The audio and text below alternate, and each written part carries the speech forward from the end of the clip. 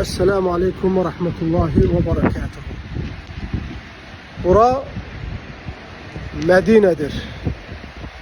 Allah Resulü sallallahu aleyhi ve sellemin hicret ettiği yer, yaşadığı yer, dəfn olunduğu yer, İslam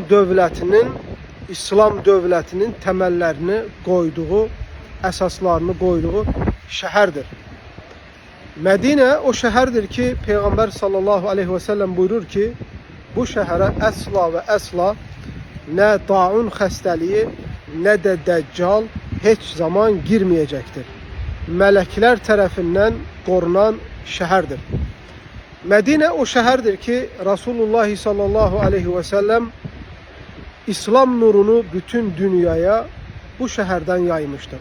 Resulullah sallallahu aleyhi ve sellemin davamçıları, yolçuları onun getirdiği risaləni yerin məşriqinə və məğribinə yayan sahabeler de bu şehirde yetişmiştir.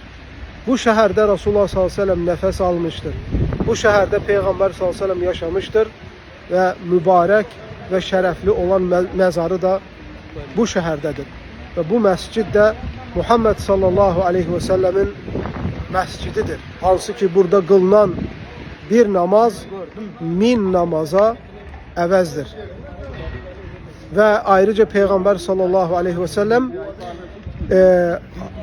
bu şehrin bereketli olması için, emin, amanlıq ve güven içinde olması için Allah azze ve celle'ye dua eləmiştir. Necə ki İbrahim aleyhisselam Məkkə şehri için eləmiştir. Elhamdülillah bu şehirde 18 il yaşamağı, elm almağı, təhsil almağı Allah azze ve celle mənə nəsib eylədi. Və bu şərəfi, bu fəziləti mənə bəxş eləyən Allaha həmd və sənəlar olsun. Allah Taala'dan diləyirəm bu şəhərə gəlmək istəyən hər kəsə buraya gəlməyi Allah Taala nəsib eyləsin. Və unutmayaq ki, bu şəhərdə Bəqi qəbirstanlığı var, sahabələrin dəfn olunduğu qəbirstanlıq, hansı ki qiyamət günü məhşər meydanına toplananda insanlar ilk açılan qəbirlərdən, məhşər meydanına gələn qəbirlərdən Bəqi qəbirstanlığı olacaq.